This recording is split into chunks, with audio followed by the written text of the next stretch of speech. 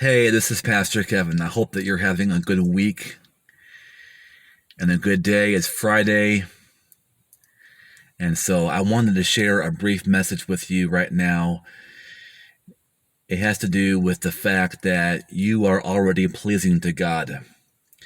Too often, our insecurities get the best of us, and we doubt ourselves and get down on ourselves when we make mistakes and don't do great things, and we can sometimes think less of ourselves and sell ourselves short and really just be racked with anxiety and insecurity.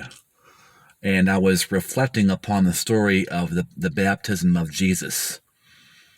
If you're familiar with the story, when John the Baptist baptized Jesus, his cousin, it says that the sky opened up and the Holy Spirit came down like a dove and came down upon Jesus. And Jesus heard the voice of God. And what God said was, "This is my son, the beloved. With you I am well pleased." Or, "With him I am well pleased." That's the part I want to focus on. God was well pleased with Jesus before Jesus did anything for God. That was before the beginning of the ministry of Jesus.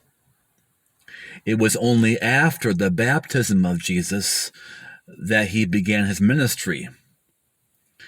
Prior to the baptism of Jesus, he did not heal one person or teach one parable or preach one message. So the point is, Jesus didn't do anything for God to be well pleased with Jesus. Jesus did not have to do anything religious to earn God's acceptance or to make God pleased with him. God was pleased with Jesus before Jesus did anything to earn that. You would think that God would have said to Jesus, "With you I am well pleased," at the end of his life, at the end of Christ's ministry. You know, when Jesus hung on the cross, he said, "It is finished. Father, into your hands I commend my spirit." And "it is finished" meant mission accomplished. I accomplished my mission. It's over with. I have done my duty. I have fulfilled my life's mission and purpose. And that's when he died. So you would think that God would have said, "With you I am well pleased," Jesus, right after he said, "It is finished." You know, you get a grade after you turn in your paper or do your homework or finish a test. Nobody gets a grade before they turn in their homework, before they turn in their term paper or do their test.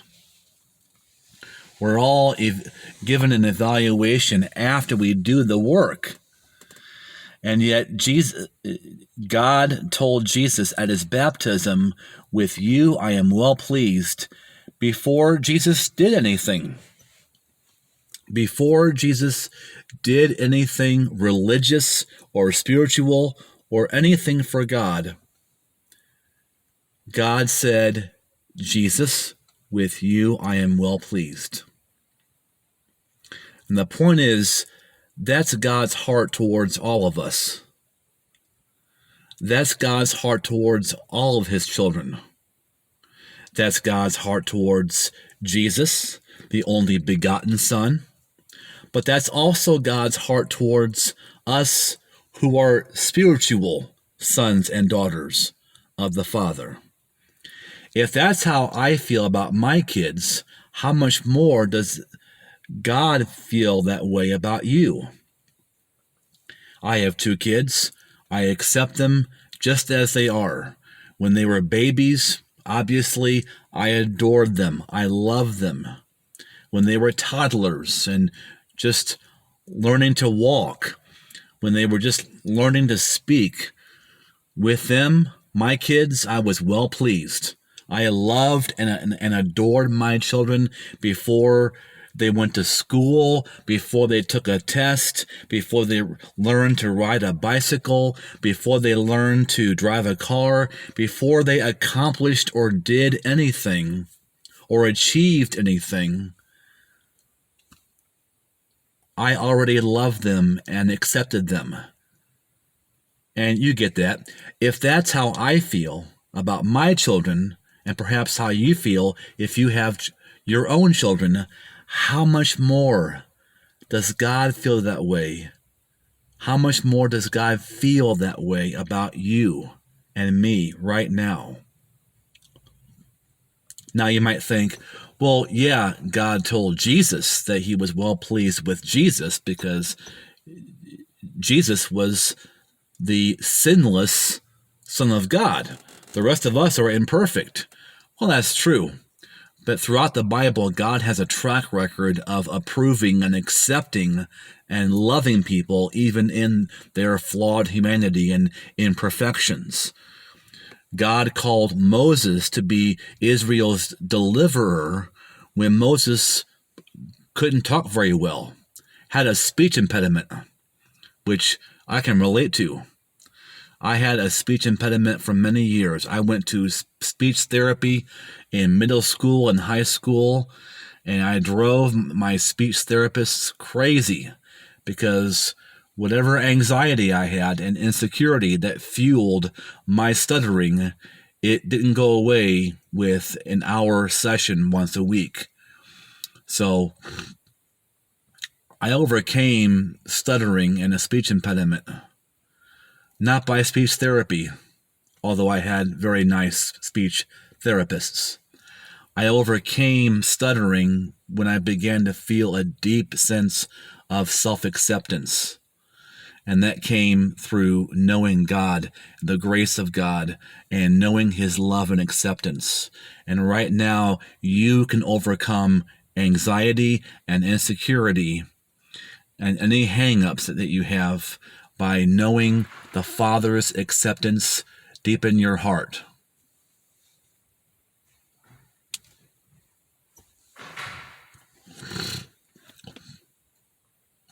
In Judges chapter 6 in the Old Testament, God called little insecure Gideon mighty warrior. And Gideon said that he was the least in his family. Hagar, the maidservant of Sarah, felt alone, scared, insecure. She was an unwed mother whose baby daddy was not her husband, and she was a foreigner and a slave. She had nothing going on for her, no credentials, and yet God spoke to her and went to her, and she felt loved by God. That's in Genesis, I believe, 16. So throughout the Bible, Jesus and God demonstrated acceptance of people before they felt it, before they had done anything to garner that praise and acceptance. When Jesus helped Simon Peter catch 2 or 3 boatloads of fish, Peter was amazed, overwhelmed, and he said, "Go away from me, Lord. I'm a sinful man." In other words, he was saying, I don't deserve to have someone like you around someone like me. And Jesus didn't walk away and say, yeah, you're right. You stink. No. Jesus said, do not be afraid, Simon. You're a good fisherman.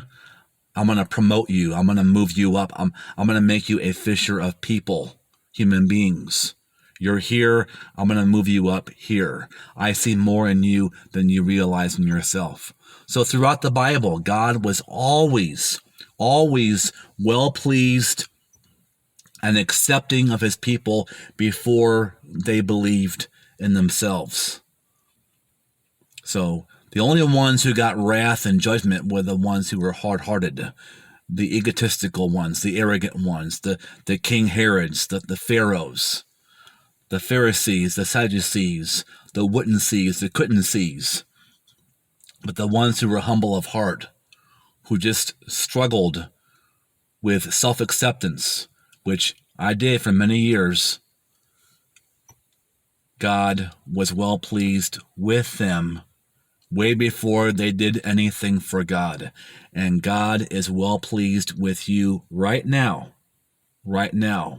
Before you do anything for God, before you do any kind of performance, before you go out and help people or do anything that is benevolent or charitable, before you do anything religious, before you do anything to get acceptance, God already accepts you.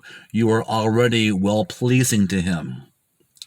God called little, frightened, insecure Gideon mighty warrior, and God calls you mighty warrior as well. So right now, receive the Father's acceptance.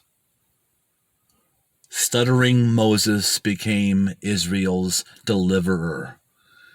Simon Peter, who said, "I'm a sinful man," he became the rock of the church. The Apostle Paul said that he was the chief among all sinners, the worst of all sinners. And Hagar, again, was an unwed mother and a foreign slave. And yet God saw her and went to her through an angel and loved her and gave her acceptance. And she said, "The Lord sees me." God sees you. God sees your worth. He sees your potential more than you see it in yourself. So bask in that right now. God is pleased with you. He's not waiting for you to get rid of all your bad, nasty habits before he accepts you.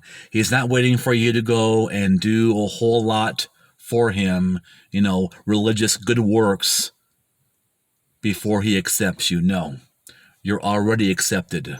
Remember, God told Jesus, "With you I am well pleased," not at the end of Christ's ministry, but before he began his ministry. So if you begin your week and live your life right now, knowing you are already accepted, you are already beloved, you are secure in the Father's love, then there's no telling what kind of awesome things and awesome experiences and awesome marriage that you can have in your life. Anyway, this video is longer than I expected. Thank you for listening. Be blessed today.